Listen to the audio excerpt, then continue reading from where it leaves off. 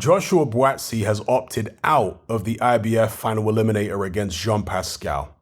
Now, he says, well, I say he, Eddie Hearn, his promoter, says that it was due to VADA testing not being included in the contract, something which they apparently repeatedly requested.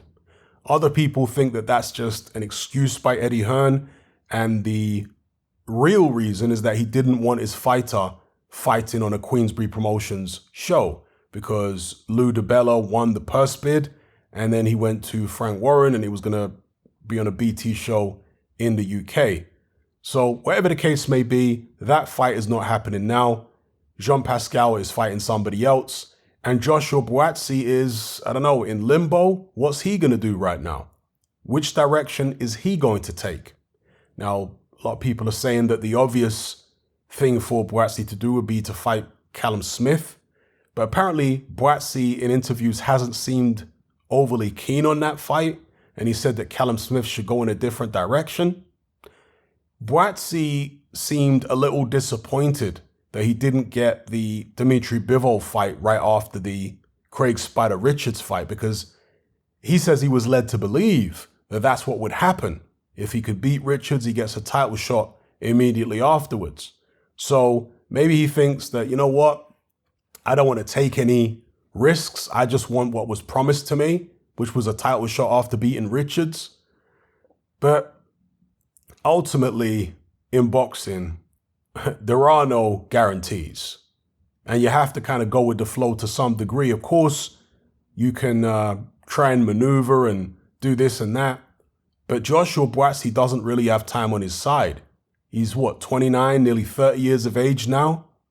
So he really needs to get a move on. And I know fighters these days can go on for a little longer than they did in yesteryear, perhaps due to the fact that there's more protection, they have less fights, and so on and so forth. But either way, your prime years are still going to be, at least your athletic prime, are still going to be no later than early 30s, really, for most people. So, yeah, Joshua Buatsi needs to get a move on. And sometimes you got to take a risk. Sometimes you got to go in there against the Callum Smith. And if he was able to beat a Callum Smith and do so in convincing fashion, in an entertaining fight, then his stock rises. All of a sudden, when he challenges for a title, perhaps he can command a bigger purse. Perhaps if it's a pay-per-view fight, God forbid, right? Because DAZN is not supposed to be primarily a pay-per-view platform, but let's just entertain that possibility for a second. If it's a pay-per-view fight and he's on a cut at a pay-per-view, then if he's coming off a spectacular win over Callum Smith, maybe he gets a bigger cut. Maybe the pay-per-view does more buys. You see what I'm saying? So sometimes you got to take gambles. You got to bet on yourself.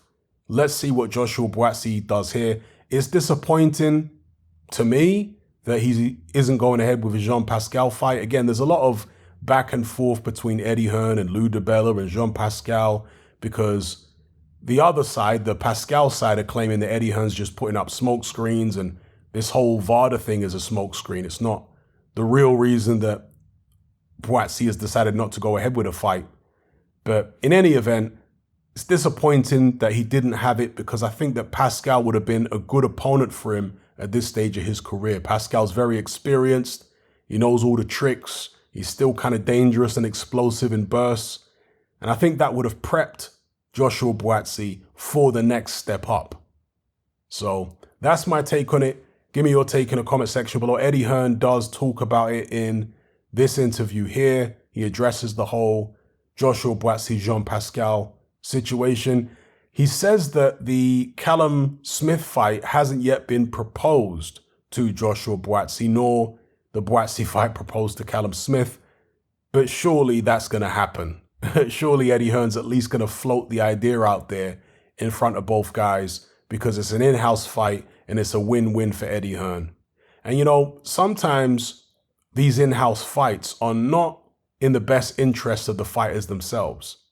For example, Frank Warren was talking about putting Denzel Bentley in against Hamza Shiraz. To me, that's not a good fight for Denzel Bentley. If Denzel Bentley wants to progress to European honors and maybe even one day world title honors, then taking on a Hamza Shiraz is a big, big risk on that particular road. There will be easier roads to a title shot than going through Hamza Shiraz.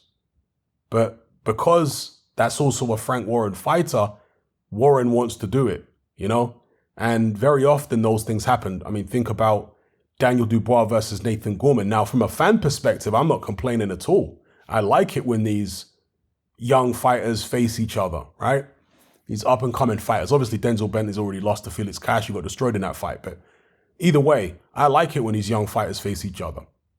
But if you're thinking from a managerial perspective, you got your boxing manager's hat on, then if you're managing Denzel Bentley, you're not necessarily looking at the Hamza Shiraz fight. You're thinking, well, there are better ways and easier ways to get to a European title shot than a world title shot rather than going through Hamza Shiraz.